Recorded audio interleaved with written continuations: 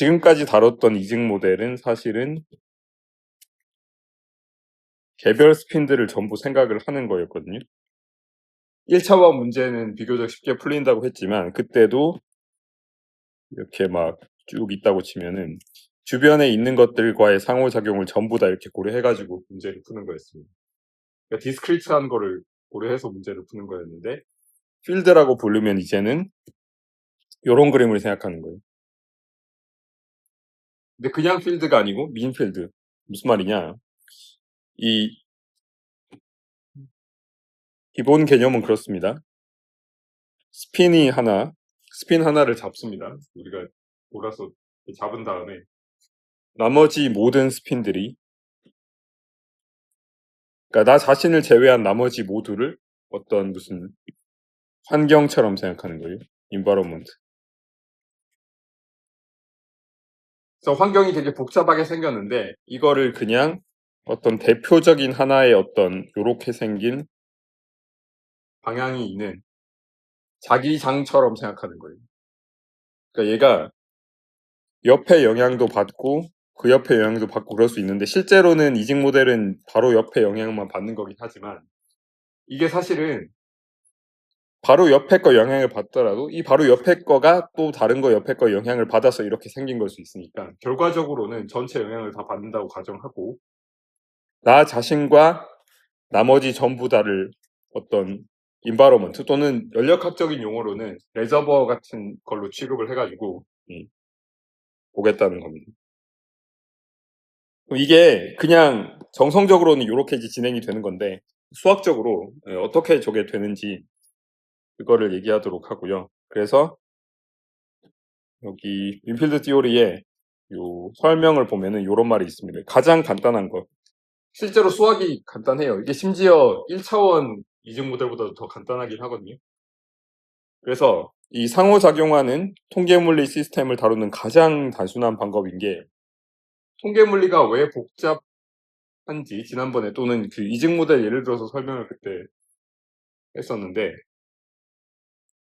이게 복잡한 이유가 이것 때문이라고 했죠. 이게 꺽쇠로 돼가지고 얘가 지금 어떤 거랑 상호작용을 하는지 그거를 수학적으로 정확하게 쓰고 이거를 지수함수 위에 올려가지고 그걸로 파티션 펑션 계산하고 하는 게 요게 이웃한 것들끼리 상호작용 저게 트리비얼하지가 않으면 되게 그거를 소위 클로스드 폼으로 수학적으로 깔끔하게 못 쓰기 때문에 이제 어려운 부분이라고 했고 제일 간단하다고 하는 1차원조차도 예를 들어서 SI랑 SI 플러스 2를 뭐 에타로 이렇게 놓는다든지 하는 이런 수학적인 트랜스폼을 한다든지 또는 심지어 외부 자기장이 있는 경우에는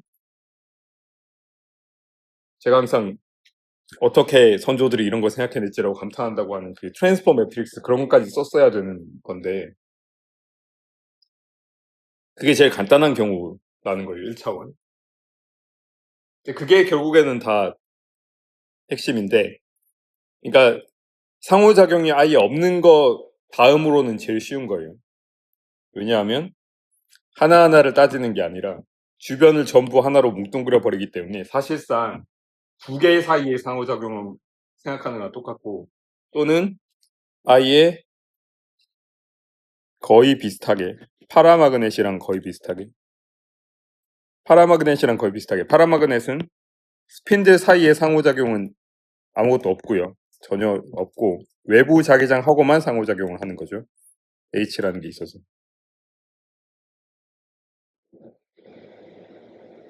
근데 이게 차이가 파라마그넷은 외부에 어떤 자기장이 있고 공통으로 이렇게 영향이 전부 다 이렇게 글로벌하게 미치는 그런 거였는데 민필드는 외부 자기장처럼 취급하기는 하는데 수학적으로 사실은 외부 자기장이 아니라 내부 거기 때문에 서로 영향을 주고 받을 수밖에 없어요. 그러니까 여러분이 그 중간고사 대체 과제에서 두 번째 전체 다 상호작용하는 문제 풀 때 셀프 컨시스턴시 이퀘이션이 왜 나왔냐면 지금 파라마그넷 용어로는 요 각각의 스핀이 외부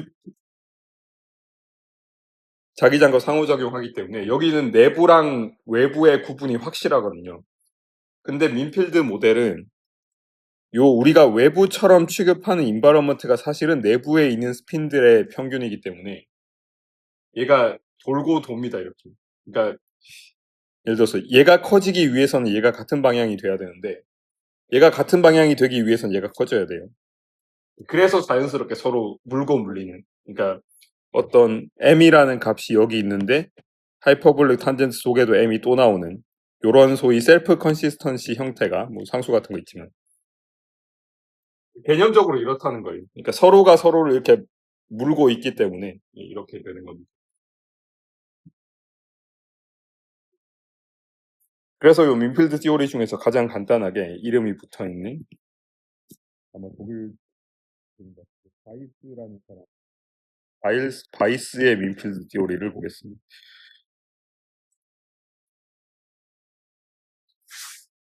그래서 바이스의 민필드 티오리는 이제 우리가 알고 있는 이직 모델의 해밀토니언에서 출발을 합니다. 여기서 SISJ 마이너스 H 이렇게 여기서 출발을 합니다. 니어리스트 네이버 이직 모델이고요. D 차원에 있는 저런 계속 우리가 썼던 그거를 얘기를 합니다. 우리가 알고 있는 게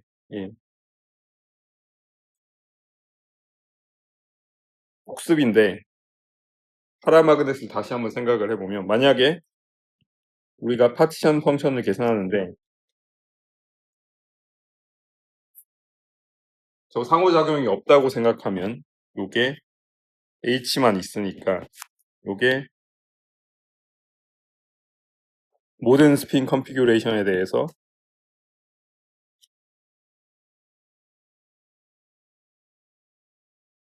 이렇게 간단하게 요게 1차식인 게 되게 중요하다고 했어요. 전에 허버드 스트라토노비치 트랜스포메이션 하는 것도 저게 제곱이 되면 계산이 안 되기 때문에 저거를 1차식으로 바꾸는 대신에 어떤 옥셀러리 필드를 도입해가지고 그 필드에 대한 적분으로 바꾸고 있었죠. 그런 거랑 비슷하게 이제 이거는 실제로 1차식만 나오면 되게 간단해지는 이유가 저게 1차식인 것 자체가 이게 이런 식으로 분리가 다 돼버립니다. 이거 퀀텀 시스템이면 좀 문제 생긴다는 걸 생각할 수 있을 거예요.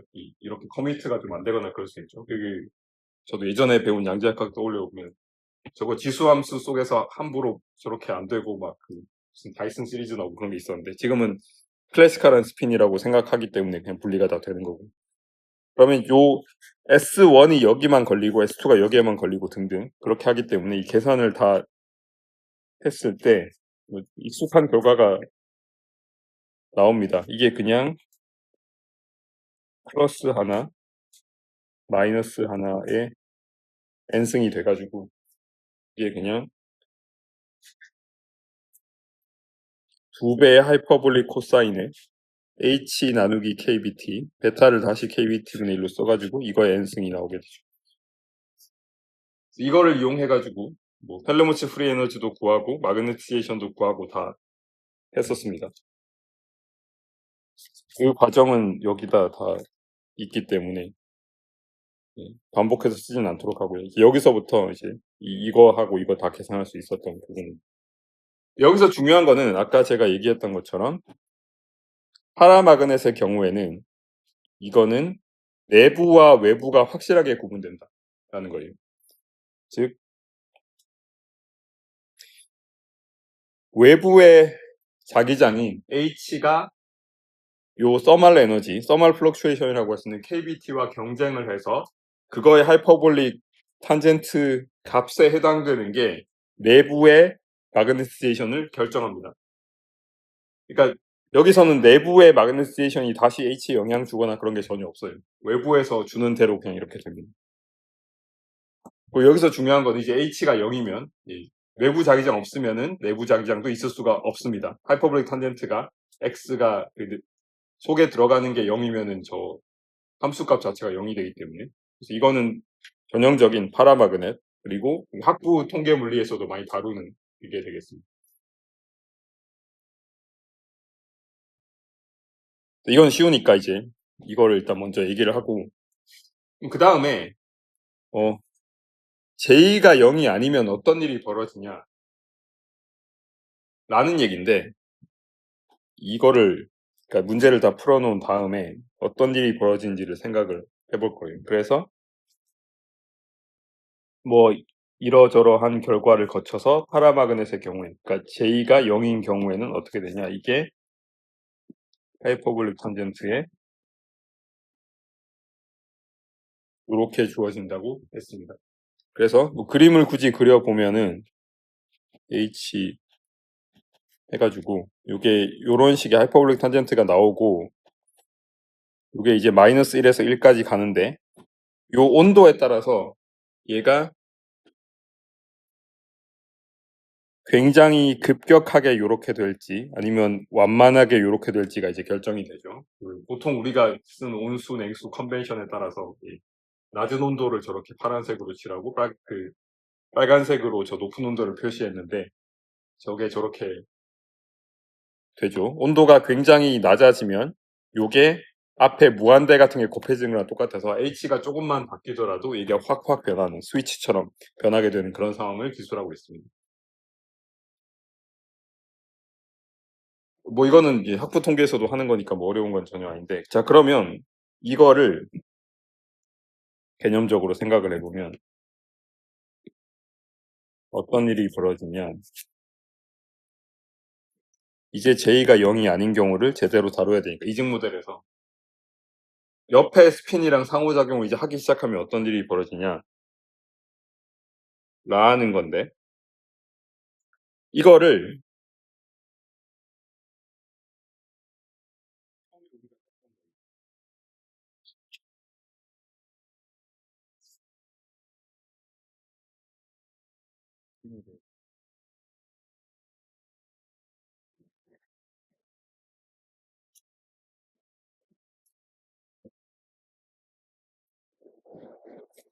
여기서 지금 공통적으로 저 I라는 인덱스가 있는데, 저거를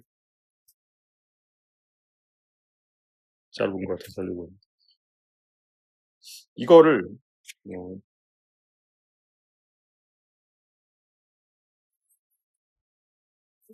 묶어볼 수 있는데, 어떻게 묶을 수 있냐면 마이너스에 I라는 인덱스로 하고 하면은, 지금 저게 SI라는 거를 빼고 나면은 그럼 뭐가 되냐면, 저게 이거를 편의상 나머지 항들을 전부 HI라고 저렇게 놓을게요. 그러면 여기서 HI는 뭐냐? HI는 당연히 원래 저 외부 필드, 여기서 온 거, 여기서 온 게 여기 들어가고요. 나머지 저 앞에 게 약간 트리키한데, 이거를 요 부분을 여기 넣어야 되는데, 저게 저 꺽쇠 기호 때문에 I랑 상호작용 하는 J만 이렇게 써야 되거든요. 그래서 이거를 편의상 요렇게 쓰도록 하겠습니다. J는 J인데 JIJ에 SJ라고 요렇게 그리고 저 JIJ를 적절하게 조절함으로써, 그러니까 요게 약간 네트워크 과학 용어로는 어제선스 매트릭스라고 부르는, 저게 J 또는 0인데 만약에 I랑 J가 이웃하면, 네이버 이웃하면 이거고, I랑 J가 이웃이 아닌 경우에는 0이 되도록 저렇게 하면은 정확히 저게 똑같이 지금까지 어프록시메이션 쓴 거 하나도 없이 저렇게 될 수가 있습니다. 저렇게 정의하면 되는 거니까. 그러면 지금 이렇게 놓고 보면 요 개념적으로 어떻게 되냐면, 요 HI라는 게 어떤 것처럼 보이냐면, 모든 스핀이 HI라는 로컬한 어떤 마그네틱 필드와 상호작용하고 그게 에너지를 결정한다라는 것처럼 보입니다. 그래서 약간 이 파라마그네틱 시스템이랑 비슷한데 대신에 큰 차이가 있는 게 그러니까 이것만 있는 거랑 이렇게 쓴 거의 가장 큰 차이는 당연히 얘는 외부에서 공통의 자기장이 걸리기 때문에 자기장의 어떤 인덱스가 여기 없어요. 왜냐하면 모든 i에 대해서 공통으로 걸리니까. 이거는 모든 i에 대해서 공통으로 걸리는 게 아니죠. 그래서 이 아래 첨자 i가 필요한 거고. 그러니까 말하자면 이거는 약간 이게 그래서 로컬 필드라고 생각할 수 있습니다. 저 i라는 특별한 스핀에만 걸리는 저런 거라고 생각할 수 있습니다.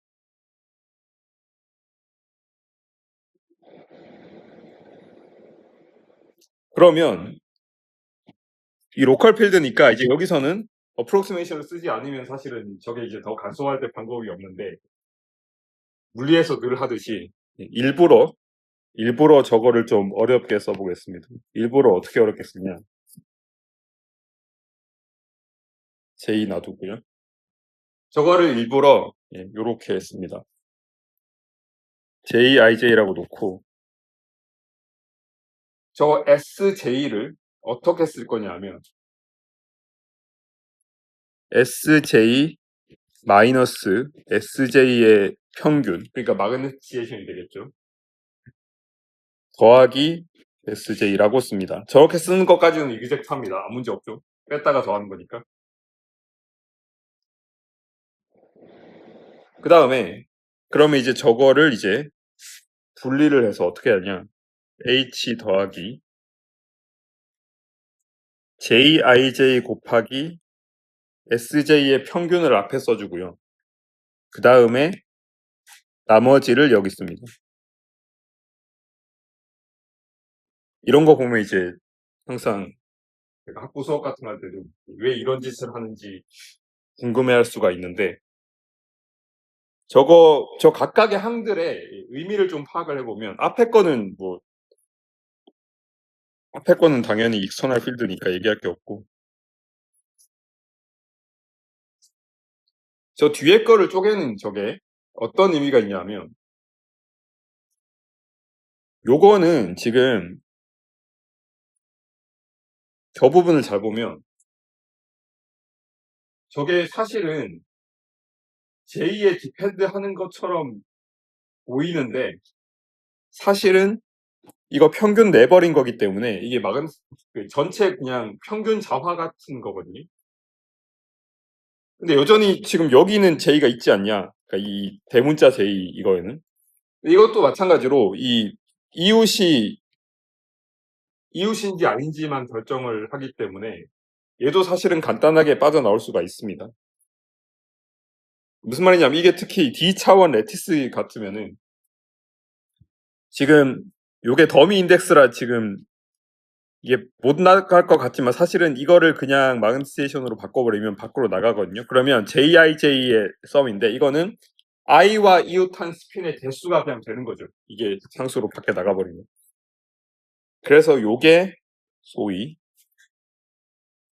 요 섹션의 제목인 민필드 평균 필드예요. 이 경우에는 평균 마그네틱 필드죠. 민 마그네틱 필드라고 할 수 있습니다. 그래서 앞에 두 개, 요거는 사실은 여기 다시 넣더라도 계산하기가 되게 용이합니다. 사실상 지금 j2에 대한 디펜던시가 사라졌다고 생각해도 됩니다. 어차피 이거 개수만 세는 거라고 했으니까. 이게 교과서에서 이런 거 할 때 항상 쓰레기 같은 거를 침대 밑으로 밀어버리는 그런 거 비유하는데 사실은 이거 아무리 해도 문제가 더 쉬워진 건 없습니다. 왜냐하면 아직 이게 남아있으니까. 그러니까 어차피 이렇게 해도 이거 풀어야 되는데 이거 푸는 거는 사실은 원래 문제 푸는 거랑 똑같기 때문에 이거를 그대로 가져갈 수는 없습니다.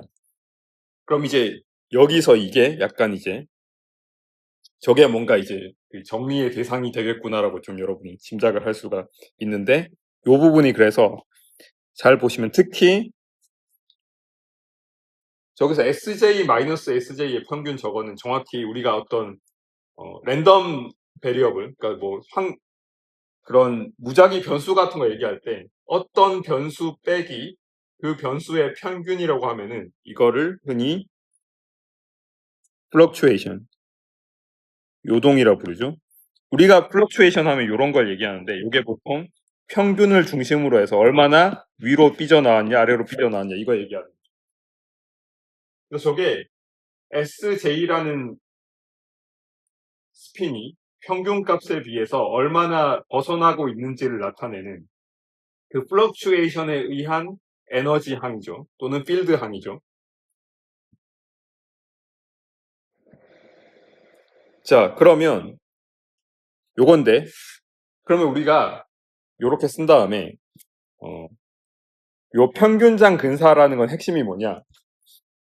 원래는 SJ를 제대로 계산해야 되는데 이거를 그냥 평균값으로 대체를 해버리고 나머지 플럭추에이션을 무시해버리자 라는 거예요. 그래서 이걸 다시 쓰면 플럭추에이션 텀을 과감하게 무시해버립니다. 그러면 저 뒤에 앞에서 빨간색으로 썼던 이거를 날려버리는 거예요. 그럼 남은 건 뭐냐? 그러니까 이거는 그 근거가 있는 거죠. SJ가 평균에 비해서 많이 안 벗어날 거다라는 가정입니다. 물론 이 가정이 맞는지 틀린지는 상황마다 다르겠지만 일단은 무시를 하겠습니다. 그리고 여기서 무시하는 게 정확히 어떤 의미가 있냐? 제가 얘기했죠. 인바로먼트를 하나로 뭉뚱그린다는 것 자체가 이 인바로먼트에 있는 수많은 개성이 강한 스핀들이 전부 다 그냥 하나라고 가정하는 거니까 이게 정확하게 요항을 무시하는 거예요, 해당돼요. 평균에서 얼마나 벗어나고 있는지를 다 없애버리는, 무시하는 거예요. 그래서 이렇게 이거를 무시한다고 생각하면 남은 거는 결국에는 HI라는 게 뭐가 남냐? H 더하기 아까 얘기했듯이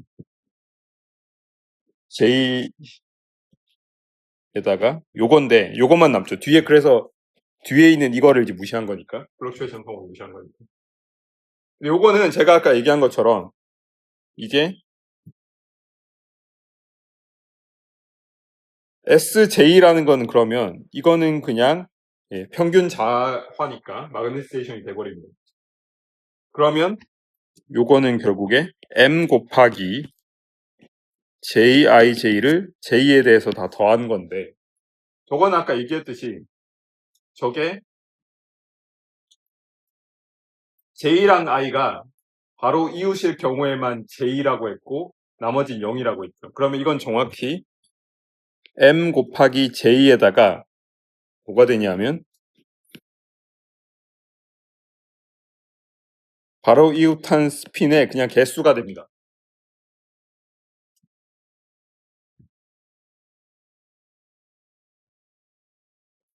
근데 이 개수라는 게 요게 소위 코디네이션 넘버 Z가 되는데 무슨 말이냐? 얘가 1차원이면 옆에 있으니까 두 개인 거고요. 2차원이면 이렇게 돼서 하나, 둘, 셋, 네 개니까 4가 됩니다. 그래서 이게 일반적으로 2 곱하기 차원에 해당됩니다. 그래서 이거를 EDJM이라고 쓸 수가 있습니다.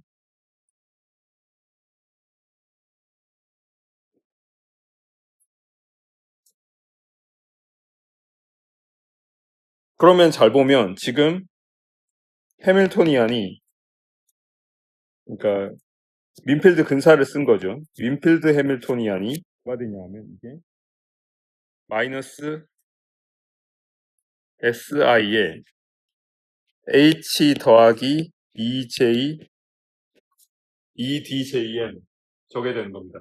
지금 저기에 저 EDJM 어디에도 저 스핀 인덱스랑 걸리는 게 없으니까 밖으로 그냥 나가버립니다. 그래서 마이너스에 H 더하기 EDJM 에다가 요런 해밀토니안 시스템이 되는 거죠. 이거를 지금 뭐랑 비교를 해보면 만약에 저 J가 0일 때는 이거였잖아요. 이거.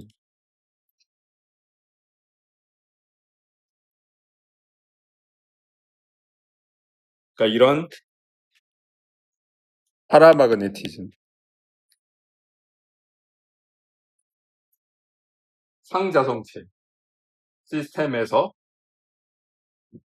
요런 시스템을 풀어서 솔루션을 구해보면 자화가 요렇게 주어졌죠. 요렇게 주어졌죠. 이거랑 이거를 지금 비교를 해보면, 그러니까 이거를 비교해보면, 이거는 민필드 페로마그네티즘입니다.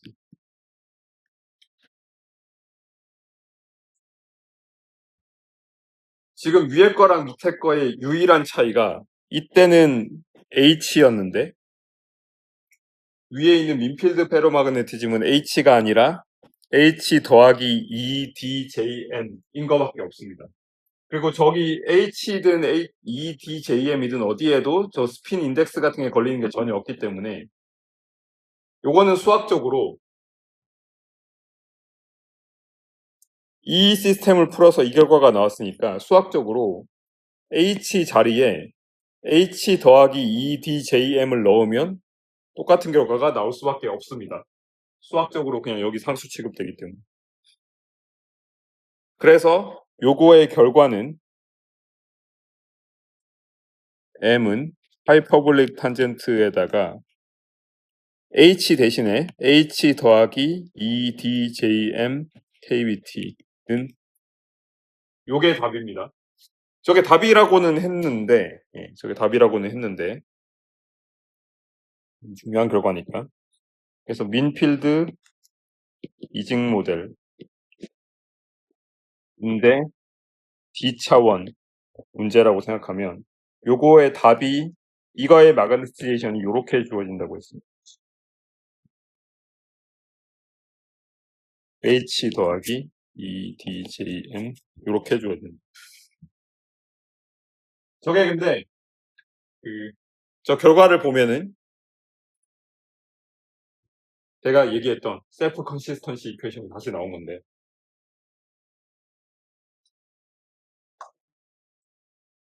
요거 요렇게 풀고 그러면 내가 문제를 풀었다라고 하면은 안 되는 이유가 요 M 값을 알기 위해서는 H 더하기 EDJM 나누기 KBT에다가 하이퍼볼릭 탄젠트를 취하면 되는데 요 M 값을 알기 위해서는 요 M 값을 알아야죠. 요 M 값을 알기 위해서도 이걸 알아야 돼요. 그래서 돌고 도는 그런 관계고 이거는 왜 그런지는 제가 설명을 했습니다. 진짜로 밖에서 주어지는 진짜로 그 자기장이 밖에서 주어지는 파라마그네과는 달리 플럭추에이션을 아무리 무시하더라도 이 우리가 환경이라고 부르기로 한 인바이러먼트라고 부르기로 한 저 민필드가 어쨌든 내부 스핀들의 결합으로 이루어진 상태에서는 이렇게 돌고 도는 솔루션이 나올 수밖에 없다. 돌고 돈다고 했지만 사실은 이름이 셀프 컨시스턴시 이퀘이션인데 그게 나올 수밖에 없다는 거고요. 이런 거는 뭐 문제 푸는 방법은 파라마그넷이랑 비슷한 형태의 하이퍼볼릭 탄젠트에다가 이걸 하면 되는데 예를 들어서 지금 이거는 그러니까 이거를 M이라고 주면은 이거를 예를 들어서 뭐 Y축을 뭐 Y는 M이라는 게 있고 그리고 또 하나가 뭐 이런 식의 하이퍼볼릭 탄젠트가 이렇게 간다고 해봅시다. H가 0이 아니면 이렇게 삐뚤어질 수 있겠죠. 이런 식으로 돼서. 그래서 저기서 교점을 찾으면 그게 M 값이 되겠죠. 저 솔루션이 저게 하나가 나올 수도 있고 세 개가 나올 수도 있고 뭐 접선처럼 돼서 두 개가 나올 수도 있고 그런 것들을 생각할 수 있을 겁니다. 근데 다 따지기가 좀 귀찮을 수 있기 때문에 제일 상징적인 케이스로 여기서 굉장히 중요한 결론이 나오는데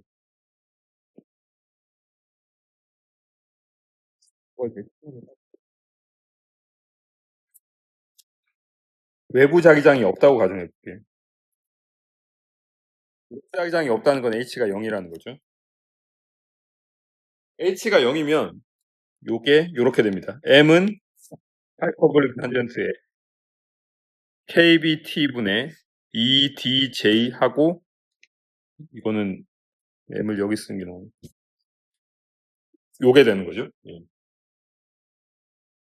저거는 그러면 이제 저렇게 안 삐뚤어지고 요렇게 써야 되는데 그래서 이런 거를 흔히 셀프 컨시스턴시 이퀘이션이라고 합니다. 셀프 컨시스턴트 이퀘이션이라고도 하는데 셀프 컨시스턴시가 좀 더 맞는 말일 것 같아요. 셀프 컨시스턴트한 관계에 대한 이퀘이션이라는 뜻으로. 뭐 어떻게 써도 알아듣긴 하십니다. 자, 그러면 이거는 그림을 그려보면 m에 대해서 고정돼 있는 거는 이게 y는 m, y축이 45도 각도에 적용되는 저거는 있을 거고 하이퍼볼릭 탄젠트는 이제 아까처럼 이렇게 막 시프트가 되지 않으면은 이게 그대로 여기 들어가 있으니까. 그럼 이거는 일단은 이렇게 생겼기 때문에 원점 대칭이라 해야 되고요. m이 마이너스 m이 되면 이제 저 하이퍼볼릭 탄젠트가 소위 어드 펑션 기함수 또는 폴 함수기 때문에 이 원점 대칭 함수라 해야 되기 때문에 이게 요렇게 될 수밖에 없습니다. 그러면 저거가 지금 저 y는 m이라는 저 45도 각도의 저 값이랑 만나는 방법이 두 가지 정도가 있는데 첫 번째로 제가 얘기한 것처럼 얘가 비뚤어지는 이런 식으로 비스듬하게 지나갈 수가 있고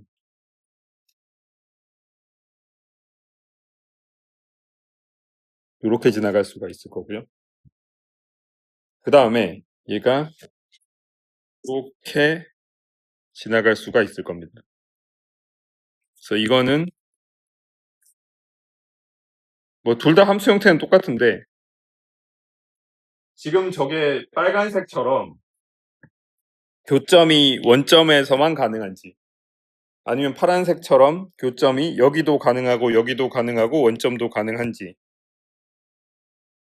그거를 결정하는 건 순전히 요 원점에서의 하이퍼볼릭 탄젠트의 기울기에 따라서 달라져요.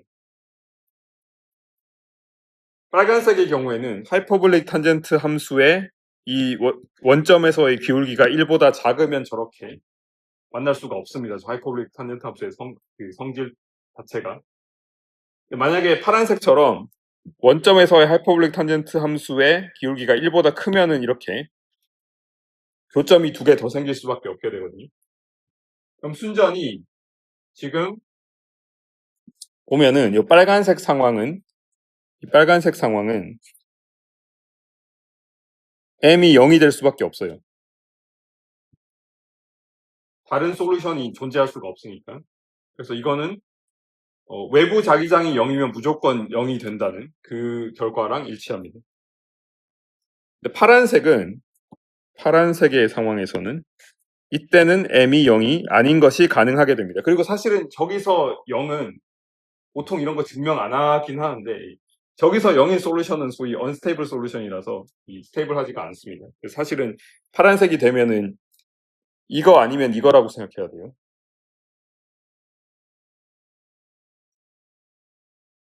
그러면 이게 지금 예전에 저희가 1차원 문제 풀거나 했던 거에 비해서 별로 그렇게 어렵지 않은 건데 왜냐하면 파라마그네티즘 문제 푼 다음에 그냥 민펠드를 가정해서 스르륵 지나간 다음에 그냥 H 대신에 H 더하기 2DJM 넣은 거밖에 없으니까.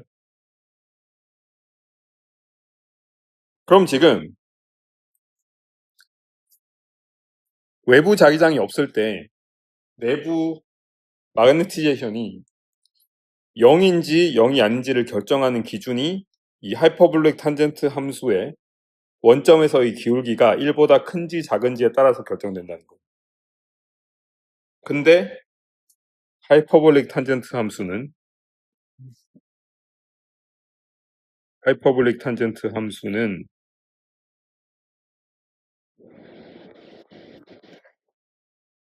요거를 테일러 시리즈 전개를 하면은 저거의 1차항이 그냥 이겁니다.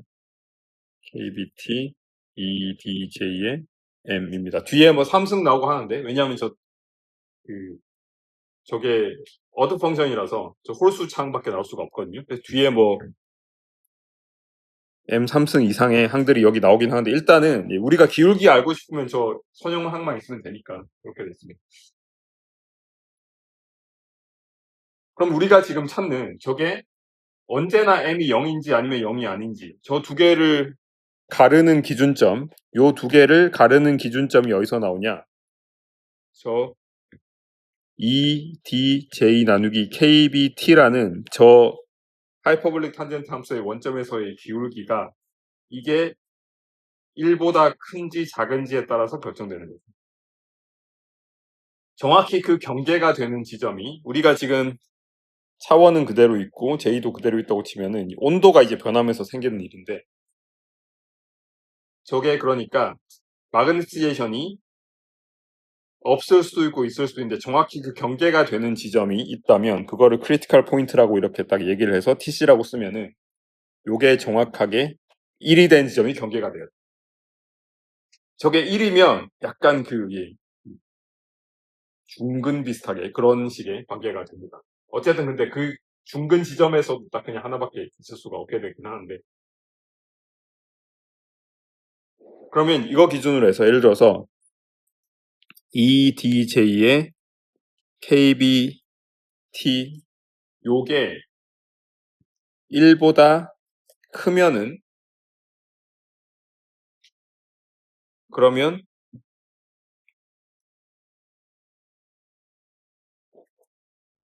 마그네티제이션이 0이 아닐 수 있는 0이 아니게 되죠. 반대로 EDJ의 나누기 KBT가 1보다 작으면 이거는 언제나 0입니다.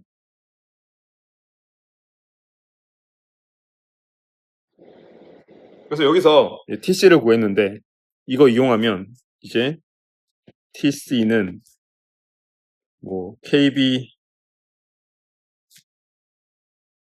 분의 EDJ 뭐 이런 식으로 주어지게 되는데 이게 어차피 저 1이라는 걸 요렇게 써주면 1이라는 게 이거니까 그럼 저기서 내릴 수 있는 결론은 나머지 다 이렇게 다 없어지고 T분의 1이 TC분의 1보다 크면은 소위 오더드 베이스 정렬이 가능한 자화가 생길 수 있는 거고 0이 되면 소위 디스오더드 페이즈 무질서한 그런 상태 자화가 지 맘대로 있어가지고 넷 마그네티제이션 0이 되는 그 상태가 돼요. 요 조건이 뭐였냐 요게 T분의 1이 TC분의 1보다 큰 거니까 저 분모니까 사실은 이제 뒤집히죠. 저게 어떤 관계냐 T가 TC보다 작은 게 자화가 생기는 거에 해당되고요. 오더드 페이즈 T가 TC보다 큰 게 그러니까 TC분의 1이 TC분의 1보다 작은 경우 이거에 해당되는 게 자화가 0이 되는 디스오더드 페이즈가 됩니다. 그래서 여러분이 알고 있는 상식과 일치를 합니다. 온도가 낮으면 오더드 페이즈가 되고 온도가 높으면 디스오더드 페이즈가 된다라는 것과 일치합니다. 그렇게 나오지 않으면 중간에 뭔가 여러분이 실수를 한 거니까 그거는 파악하기는 어렵지 않습니다.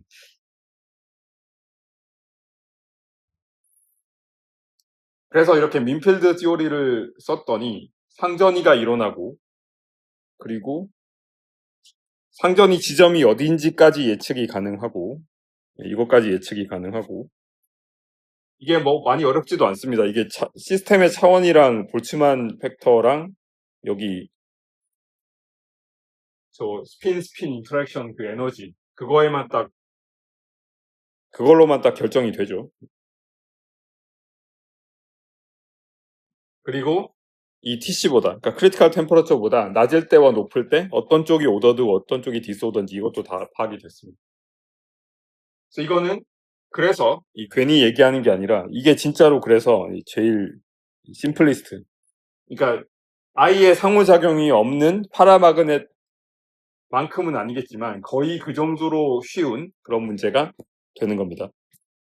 그래서 이렇게 문제를 풀었으니 우리가 민필드 이직 모델에서 상전이가 있는 걸 구했으니 이게 모든 걸 다 설명할 수 있다라고 하면 안 되는 게 우리가 이거를 무시했기 때문에. 우리가 근데 얘를 언제 무시할 수 있는지 지금 전혀 모르는 상태에서 일단 이거를 무시해버리고 시작을 해가지고 뭔가 그럴싸한 결과가 나오긴 했는데, 그럼 과연 이게 이런 걸 이제 뭐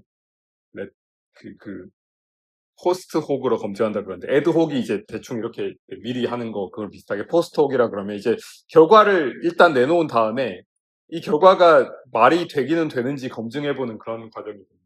그래서 이렇게 해서 예를 들어서 TC를 구했어요. 이렇게 요 구한 TC가 진짜 실험이랑 맞는지 체크를 해서 맞으면은 틀리지 않았을지도 모른다 정도이고, 이게 실험이랑 안 맞는다 그러면 틀릴 거죠 당연히. 이게 실험이랑 안 맞는 이유는 딱 하나입니다. 이거 무시하면 안 되는데 무시한 거예요. 그거 하나인 건데, 일단 이렇게 해볼 수가 있습니다.